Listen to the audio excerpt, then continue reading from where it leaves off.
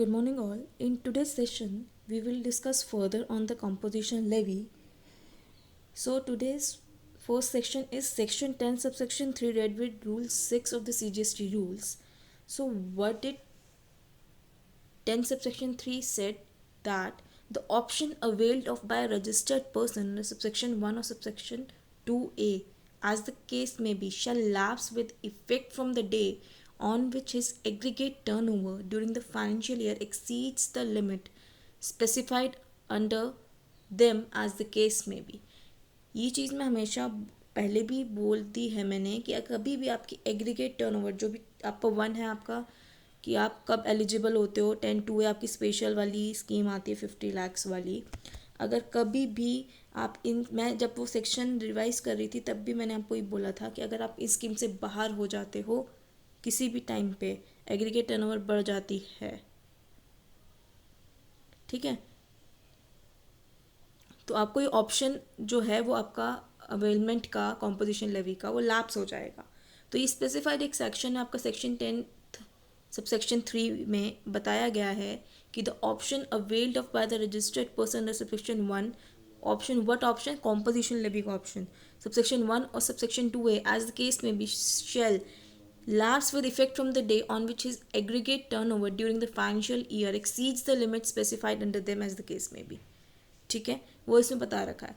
अब रूल 6 के CGST rules में क्या होता है कि अगर आपको कोई कंडीशंस आपने सेक्शन 10 की सेटिस्फाई नहीं करी, आपको रूल 6 क्या होते हैं इसमें जो भी आपको रूल्स कंडीशंस करनी है. If the conditions given in section 10 if the conditions given in section 10 is satisfied, the composition levy will be allowed.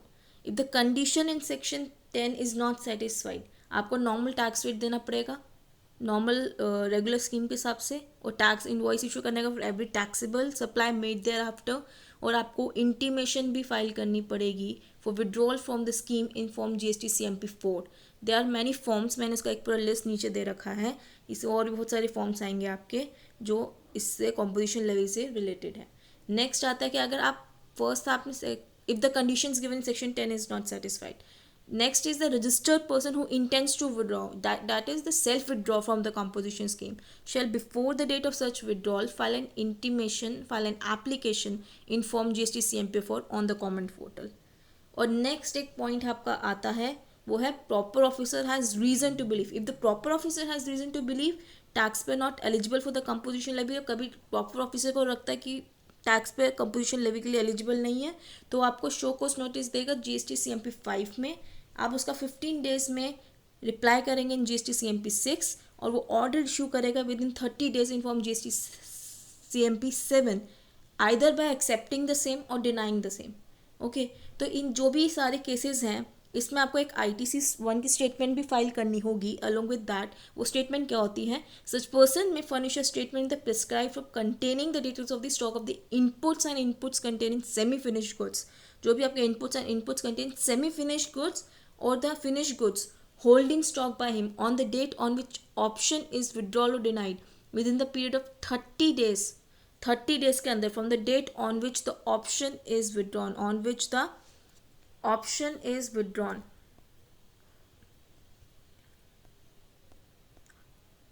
On which the option is withdrawn. ठीक है, ये आपके लिए ऑप्शन विड्रॉन और from the date of the order denying composition scheme. ठीक है, तो ये आपको होता है 10 subsection 3 validity of the composition levy. ये मैंने आपको पहले भी ऊपर भी मैंने जब लिस्ट बनाया था उसमें भी मैंने आपको सारा दे रखा है कि क्या क्या चीज़ है. 10(3) वैलिडिटी ही बोलता है कि कॉम्पोजिशन लेवल की वैलिडिटी क्या है और उसमें क्या क्या आपकी कंडीशन हम रूल 6 के साथ इसे रीड आउट करते हैं. नेक्स्ट अब आता है 10 subsection 4 which said that the taxable person to whom the provisions of subsection 1 or as the case में subsection 2 shall apply shall not collect any tax from the recipient. वो कोई भी recipient से टैक्स कलेक्ट नहीं करेगा क्योंकि of course अगर वो इनपुट के लिए एलिजिबल नहीं है तो वो टैक्स भी कलेक्ट नहीं करेगा. तो हम एक तरह किसे कह सकते हैं दस the taxable person paying GST in the composition scheme should issue the bill of supply not the tax invoice because he can not claim the input tax credit, so therefore he cannot charge the tax on it. Okay, this is a 10 subsection 4. Next आता है 10 subsection 5, which says that if the proper officer has reasons to believe that the taxable person had paid tax under subsection 1 subsection 2a, as the case may be, despite not being eligible, अगर eligible नहीं था फिर भी दिया है, and such person shall, in addition to any tax may be payable by him under any other provision of this act, shall be liable for penalty, लगेगी आपकी 73 और 74 में, for determination of tax and penalty. 73 74 आपके कुछ fraud का section है, वो आप नोटिस होता है उसके अंदर दिया जाता है, उसका आप क्लेम इनपुट भी क्लेम नहीं कर सकते हैं. ठीक है. नेक्स्ट अभी रूल 6 वाला पॉइंट हो गया. ये मैंने समरी दी है, summary and other important points, कि अंडर दिस स्कीम, अब मैंने जो जो आपको ऊपर कन्वे करा है ये सारा मैंने से थोड़ा समरी में बोल दिया है. अंडर दिस स्कीम, अभी से हम थोड़ा समरी बोले तो आपको पुराने वाला पूरा रिकॉल हो जाएगा. ठीक है. तो under this scheme the suppliers of goods have the option to pay tax at the concessional rate of 1% of the turnover. ठीक है, 1% पड़ा था. रेस्टोरेंट केस में 5% था, या ये कह सकते हैं 0.5%, 0.5% CGST SGST, और रेस्टोरेंट के केस में 2.5 और 2.5. ठीक है. स्मॉल टैक्स पेस, इसका एग्रीगेट टर्नओवर हमने 10(1) में पढ़ा था. In the preceding financial year up to ₹1.5 crore eligible to pay tax at these rates in the current financial year up to an aggregate turnover 1.5 crore.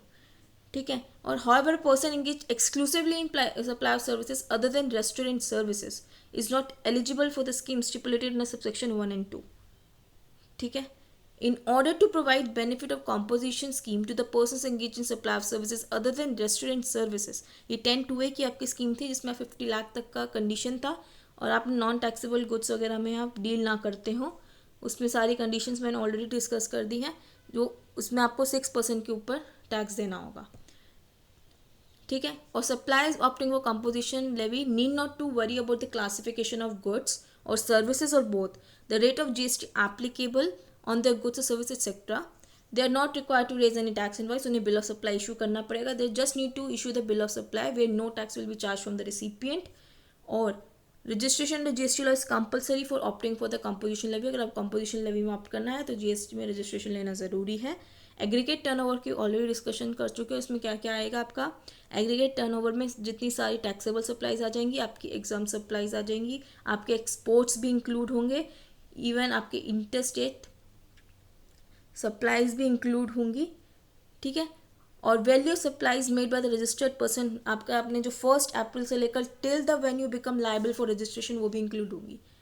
ठीक है. तो वाले पार्ट भी एग्रीगेट टर्नओवर में इंक्लूड होगा. और क्या एक्सक्लूड होंगी? CGST SGST UTGST, आपके जितने भी टैक्सेस हैं, आपके रिवर्स चार्ज के टैक्सेस हैं.